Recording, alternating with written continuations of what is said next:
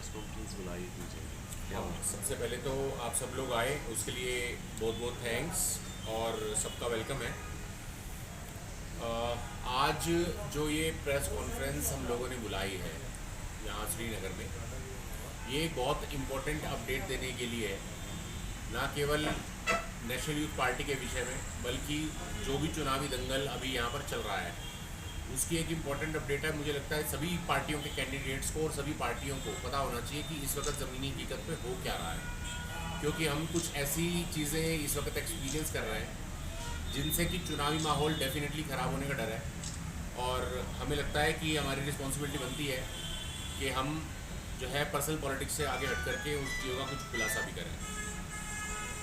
और इसके अंदर सबसे पहली जो इम्पोर्टेंट चीज़ है वो मैं ये बताना चाहूँगा कि जैसा आप हम सभी जानते हैं कि जितनी भी पॉलिटिकल पार्टीज़ हैं वो अपने अपने तरीके से ट्राई करती हैं इलेक्शन जीतने के लिए, कैंडिडेट लड़वाने के लिए, लेकिन काफ़ी सारी पार्टी हैं जो कि अलायंस भी करती हैं।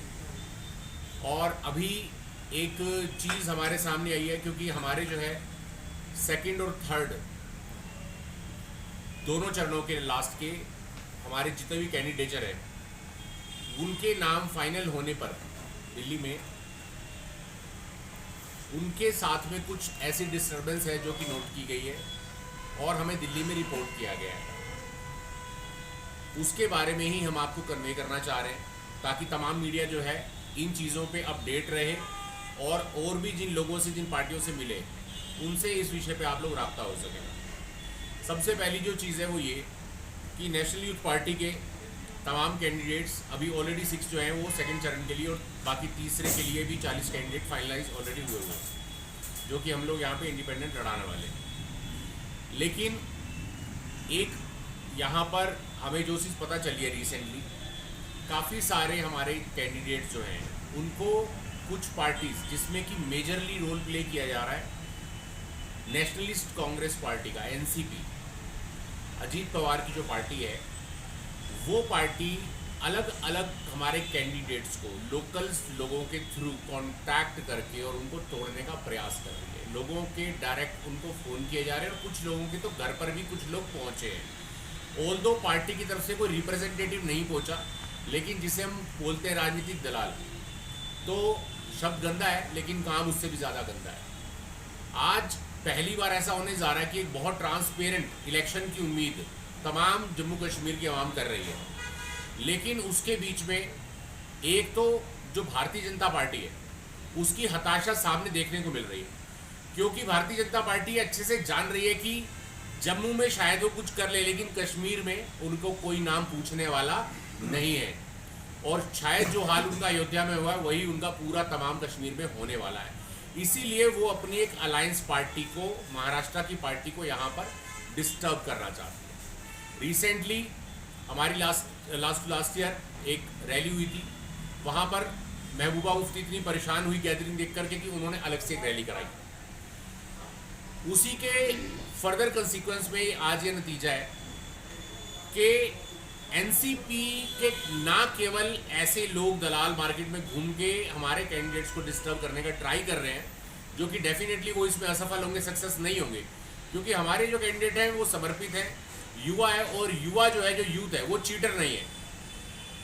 और कश्मीर का एक एक आदमी वो बहुत होप से इन इलेक्शंस को देख रहा है, और आज तक पिछले 75 सालों में बार बार इलेक्शन हुए और बार बार JNK की जनता को सबसे ज़्यादा देश में ठगा गया, सबसे ज़्यादा मूर्ख बना कर रखा गया और सबसे ज़्यादा इनको आपको दबाया गया।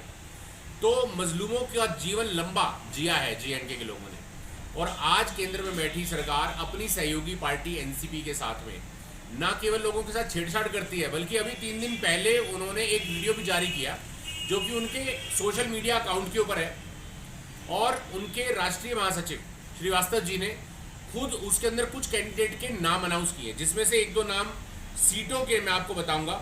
उन सीटों पर जैसे कि खानियार असेंबली कॉन्स्टिट्यूएंसी है, लाल चौक, जडीबल, रियासी और माता वैष्णो देवी, ये तमाम वो सीटें हैं जहां पर हमारे कैंडिडेट्स के घर तक पहुंचने का और उनको बरगलाने का, उनको तरह तरह की ऑफर्स देने का ट्राई किया गया। और यहाँ तक नहीं, हमारे खुद प्रदेश अध्यक्ष मोहम्मद अब्दुल्ला चटवाल को भी इस तरीके के अलग अलग तरीके के लालच देने का, प्रलोभन देने का, पर्क्स देने का ट्राई किया जा रहा है। डेफिनेटली ये काम करना किसी के भी अधिकार की बात है, आपका डोमेन, आप ट्राई करें, लेकिन आप इसमें बुरे तरीके से असफल होंगे। बाकी एनसीपी को मैं ये बोलूंगा कि आप अपना होमवर्क कर लीजिए। आप जिन लोगों के नाम जिन सीटों पर दे रहे हैं, दे आर आवर कैंडिडेट्स। आपके अगर वो कैंडिडेट हैं तो आप अपनी पीसी कीजिए, अपने वहाँ पर उनको भी फॉर्म दीजिए। आपका कोई भी आदमी यहाँ पर उपस्थित नहीं है, आपका प्रदेश अध्यक्ष भी यहाँ पर लोगों के साथ प्रॉपर कम्युनिकेशन में नहीं है। और क्या ज़रूरत पड़ रही है कि महाराष्ट्र से आप लोकल एजेंट्स को उतार के और यहाँ की पॉलिटिकल माहौल को खराब करने का ट्राई कर रहे हैं। तो नेशनल कॉन्फ्रेंस जिस तरीके की हरकत पीछे करता रहा है और आज उसको मुंह फाड़ की खानी पड़ी है कि खुद लीडर अपनी सीट नहीं निकाल पाया पिछले इलेक्शन में, आपने खुद देखा। सेम चीज एनसीपी शायद यहाँ पे ट्राई करना चाह रही है। उन्होंने अभी लंबी लड़ाई लड़ी अपने ही चाचा के साथ धोखा करके, लगातार चौथी बार डिप्टी सीएम बने रहने के लिए क्या कुछ नहीं कर दिया उन्होंने। ऑलरेडी ये गठबंधन की पार्टी बीजेपी और शिवसेना उसके बीच में घुस गए। क्यों? क्योंकि किसी भी कीमत पर, चाहे उनको अपना घर ही क्यों ना तोड़ना पड़े, उनको किसी भी कीमत पर केवल अपनी कुर्सी बचानी, कैसे मैं चौथी बार डिप्टी सीएम बना रहा हूं, इसके लिए उन्होंने प्रयास करा और गंदी राजनीति का खेल खेला। वो आज हम सबके सामने है। तो बीजेपी के साथ मिलकर के यहाँ पर जो जमीन को खराब करने का काम एनसीपी कर रही है, उसको हमारी तरफ से चेतावनी है कि वे सुधर जाएं और इस तरीके का प्रयास करने का कोई भी ट्राई यहाँ पर JNK के लोगों के साथ कम से कम बिल्कुल भी नहीं करें, वरना आप JNK का इलेक्शन भी खराब करेंगे और यहाँ पर अपनी खुद की जमीन के खड्डे भी खोद लेंगे। भाषा मैं सोच समझ के बोल रहा हूँ, दुरुस्त बोल रहा हूँ, क्योंकि लोगों के नाम लेना ठीक नहीं है। आपके तमाम लोग जो यहाँ बाजार में घूम रहे हैं उन्हें आप भी जानते हैं, लेकिन इलेक्शन जो है एक साफ सुथरा इलेक्शन हो, ये हम भी चाहते हैं और जम्मू कश्मीर की आवाम भी यही चीज़ चाहती है। क्योंकि नेशनल यूथ पार्टी का एक ही एजेंडा है कि जो युवा हैं जम्मू कश्मीर के, वे खुद मुख्तार बने, खुद असेंबली में आए और अपने प्रदेश को आगे बढ़ाएं। That's it.